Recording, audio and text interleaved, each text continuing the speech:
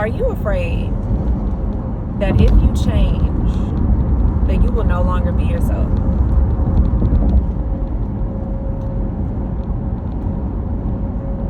That is a concern that I've heard from a lot of people. That if they start walking with God, if they give their life to God, that they will no longer be themselves. Now, I don't know how that sounds saying it out loud to you. You may be one of those people who share that concern. But let me address that. And hopefully put some of those things that you're worried about to rest. The biggest part of that is there is no scenario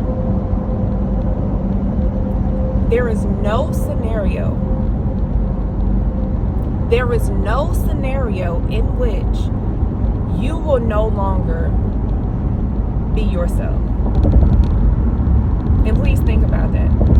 There is no scenario in which you will no longer be yourself. There's not one. When you heal, when you start to grow, when you give control of your life to God,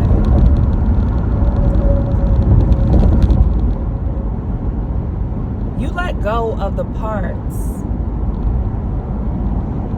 that you've associated with yourself and with your identity that has been holding you back. When I hear people say that, I hear a couple different things. One of them being, you are afraid of the unfamiliar. You're afraid. You're afraid of no longer recognizing yourself. But understand this, that most of the things that you recognize about yourself right now are things associated and rooted in trauma. Things that the world have packed on you, not things that you were born with. These are not things that are a part of your identity.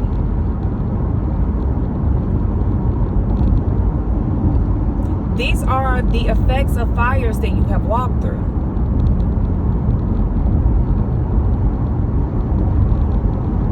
Things that have been done to you and how you responded to them. But when you were created, these are not things that were a part of your identity. So when you start walking with God and you give Him control back, you learn who you actually are. When all the pain,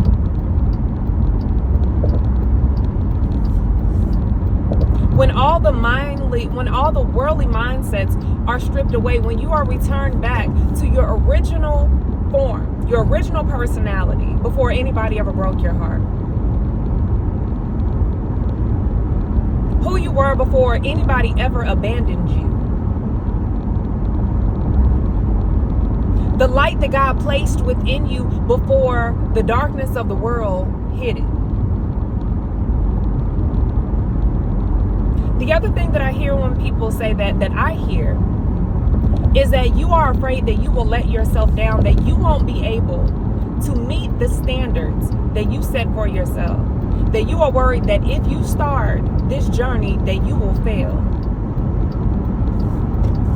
And that is a lie if you make your mind up to stick with it. That is a decision. Will you stumble?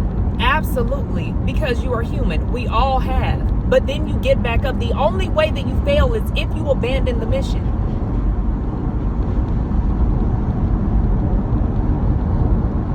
There will be some days where you feel like you just really don't have it in you. You don't feel as rooted and grounded as you do some other days. That's okay. That's a part of being human. Every day is not going to feel the same. You are not going to feel the same every day, but your commitment just needs to be the same. You get up every day and you make the decision to do it, to walk it out. But notice in both of those scenarios, what's at the root of that is fear. So that tells us right there that there is some type of demonic influence, because God did not give us a spirit of fear. When he made you, he did not place a spirit of fear within you. So that comes from somewhere else. And if you revoke its access, then you can stop walking in it. You can stop walking with it. You will stop hearing fear as the loudest voice in your mind, and you will start to learn to hear your Father's voice. Follow his path, his footsteps. He has a path for you. He created it before he created you. There is a plan for your life. The fact that you are alive is evidence that there is a plan for your life. You were not randomly created. You are not just here just because two people became intimate and voila, here you are. No, that was simply the process that got you here. That's not the reason why you are here.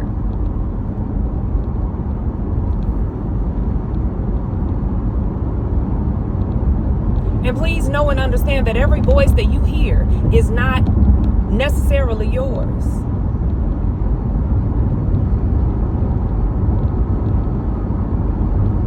When it comes to your life and your purpose, the enemy has limitations.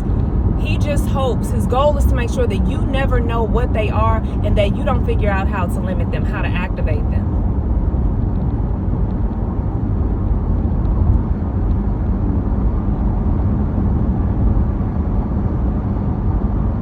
But let me tell you, you will never not be you. So if that's one of your concerns or excuses for why you don't want to start taking your walk with God seriously, that's not going to work. You will never not be you. That doesn't even make sense. You're afraid of not being the you that you are familiar with, but you also know that there's something more. You also know that this is not the best you that you can be. So why would you be afraid of being better?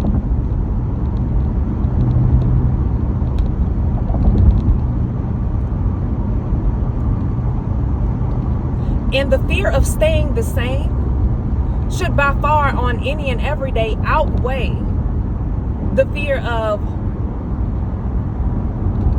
well, what if I don't make it? Or what if I don't go all the way? You take it one day at a time. You get up and you choose God today and focus on today. You pray today. You ask him to help you with today, to expose your heart, to expose the hearts of those around you, for him to expose his will for your life, for him to guide you and lead you, for him to help you with surrendering everything that he desires for you to surrender, to help you with being released from everything that has been holding you back. Just start with today and pray today. And then tomorrow, you will deal with tomorrow when tomorrow comes. But make the decision to stop playing with God. And therefore, in turn, stop playing with your own life. Because staying the same, staying broken, staying lost, knowing that there's something more out there but having no idea what it is or how to get to it should be far more scary than whatever you're concerned about. If you surrender it to God, you will not let you down. You may have some days where you feel stronger than other days, and that is okay because you are human. You are limited. We all are. That is part of being a human creation. So that's fine.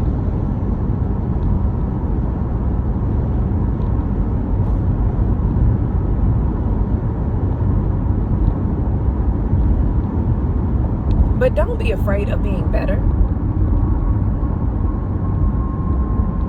Because you can't picture it does not mean that it isn't worth it. Trying to stand in a place of brokenness and imagine and picture a life fulfilled, a life where you are healed and whole, is like trying to stand as a child, as a 6-year-old, and imagine what life is going to be like when you're 30 or when you're 36. There's no way that you can do it. You have no idea. You can't look ahead. You can't stand in a place of ignorance. When I say ignorance, I mean simply not knowing. And imagine what life will be like once you heal. You can't look through broken eyes to see what life looks like through healed eyes. You can't look at life through the lens of a broken heart and see and understand what life looks like through the lens of a healed heart and through the lens of a healed spirit. You just have to start the journey and make quitting a non-negotiable. Is not an option. Start there. You want to know where? Give it to God. Confess with your heart. Confess with your mouth that Jesus is the Son of God, that you believe in him.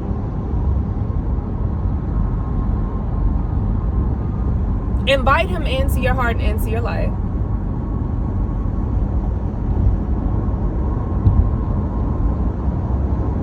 Put your hands up just to walk it out, just to activate the physical aspect of surrendering, and ask God, ask Jesus to help you with surrendering your life to him, your heart to him, your worries to him. He is there, he's real, and he hears you. And if you are serious, if you mean it with your heart, Jesus will meet you. Don't rush him. Don't rush God. He doesn't respond in our timing. Sometimes it'll be immediate. Sometimes it'll be a few minutes. Sometimes it'll take a little. But he hears you and he will respond to you if you are serious. If you mean it with your heart.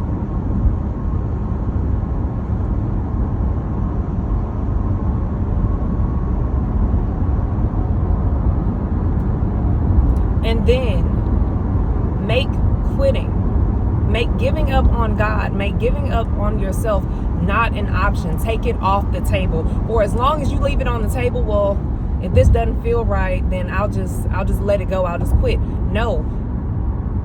What's holding so many people back, it's not making up their mind. It's leaving, walking away an option on the table. Take it off the table. Take quitting off the table. Keep giving up. Take giving up on God, giving up on yourself off the table. It changes your whole mindset when you don't give yourself the option to quit. That right there will help to change the trajectory of your life. Take it off the table. Quitting is not an option. Being down some days is one thing. We have those days where we just feel off, where things are just off, or feeling like we don't have it in us today. But knowing and understanding that you're going to get back up tomorrow and continue the journey is where your strength and your sense of direction will come from. You don't quit. Quitting is not an option.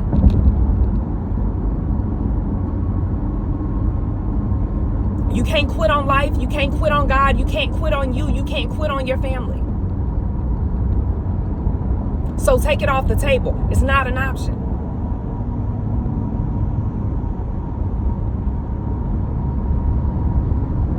Do that. Commit to the change. Commit to your walk with God. Everything else will start to appear in its due time. Everything else will start to make sense as God lays it out, as God opens your eyes to see it. There's a path that's been there the whole time. Your sin, the anger in your heart, the hard-heartedness have made you blind to it. It's been there. You simply haven't been able to see it. But once you surrender, God starts to open your eyes. And you start to see a path, a light that you never knew existed. Your life will start to make more sense. Your mind will start to be able to ponder the concept of peace. So many can't even wrap their minds around the concept of peace. Of going throughout their day without being worried about a million things. Of trying to go to sleep at night without their mind racing. But that's okay. Surrender. And ask God for his help and for his guidance. And let him lead you. He will put people, he will put messages, he will put things in place to help guide you. You will not be able to see the full picture, because as much as you may think that you're able to handle it, you are not.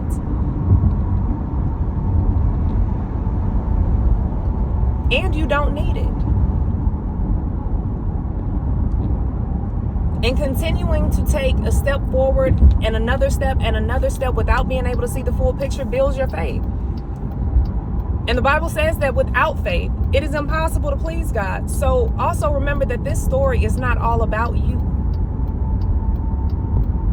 This is about God's plan from the beginning coming to fruition. And you have a part to play in that story.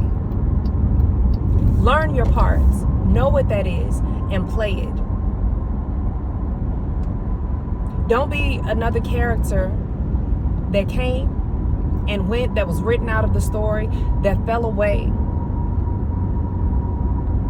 that didn't fulfill their purpose. Don't be that person.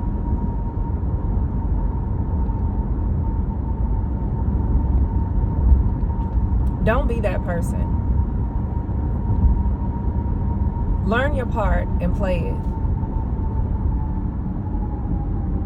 And start to learn how good life can be. You've known the hard parts. You've known what it's like doing it on your own, and you see that that has not worked out. So stop trying that. Do something new. Don't try. Commit to something new. Commit to something new. A new you, which is still you. A new you is still you. But get excited about who you are and what your life looks like without constant worrying, without walking around constantly with guilt and shame, without trying to cover up one lie with another lie.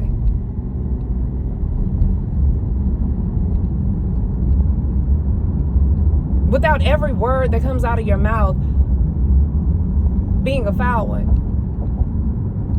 A life filled with hope and a life of faith. Because 9 times out of 10, that's a life that you do not know, but it is real. It exists. And it is for you. So decide that and do the work. Do your part. God will do his. It's a partnership. But God has been there the whole time. He's waiting on you. You have to make your mind up. He's been God. His mind has been made up. His part has been set from the beginning. You have to make your mind up. So make your mind up today. Start today. When this ends, say a prayer. Invite Jesus into your heart. Ask him for his help and his guidance. Ask him for help with everything that you feel like you're struggling with everything. Ask him for help with everything that comes to mind that you are worried that you will have to give up, that concerns you about walking with him. Ask Jesus for help with everything that you are afraid of, that you are concerned about when it comes to walking with him. Every apprehension. Ask him for help. Ask him. Open up your mouth and ask him. Your life is worth it and your family is worth it. You starting this journey today changes things for generations. Commit to a better you. Commit to God's way. Take quitting off the table. Silence. Help to silence the voice of the enemy. Take the power and the control from fear and put it back in your Father's hands, who has a plan for you. God does not fear Satan at all. Neither should you. Satan is not a contender. At no point in time should you be more afraid of Satan than you are of God the Father, the God who created the universe. At no point in time. Satan can only operate within the parameters that God has given him.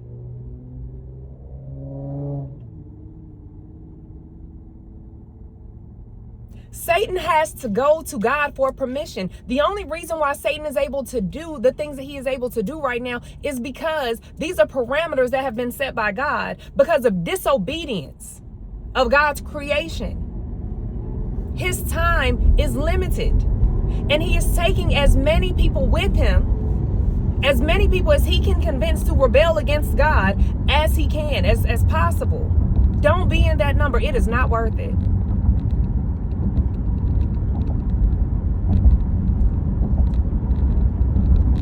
Being selfish today is not worth being tormented for eternity. Lying and cheating and cursing today is not worth being tormented by demons for eternity. Stop honing in on just this small piece of the picture. Oh, I don't want to give this up. You're going to give it up one day anyway. But today you have the choice of giving it up. At some point in time, it will be forced on you through pain and anguish and torment that you will have no control over. So while you have control, while you have the opportunity to make the decisions, make them. Make the important decisions. Stop clinging to things that's giving Satan access to your life because you're being disobedient to God. God doesn't go away because you don't like his rules or you don't agree with what he set forth. We're not that important. That's why we exist for a small time, for a mere moment in this realm.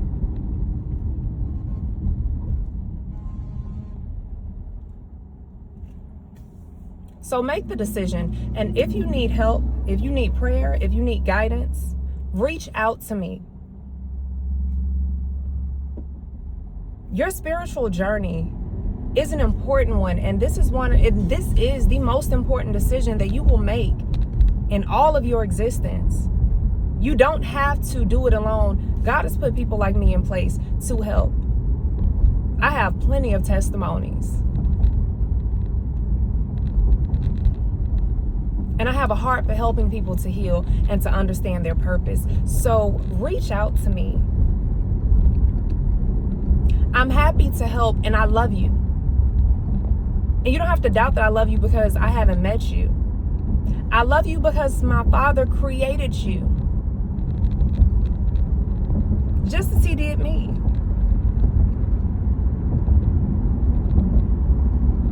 And I want to help you if you want help. Reach out to me if you need help. If you have questions, I'm happy to try to answer them. Just come with a genuine heart and a humble heart, and we will walk together in truth.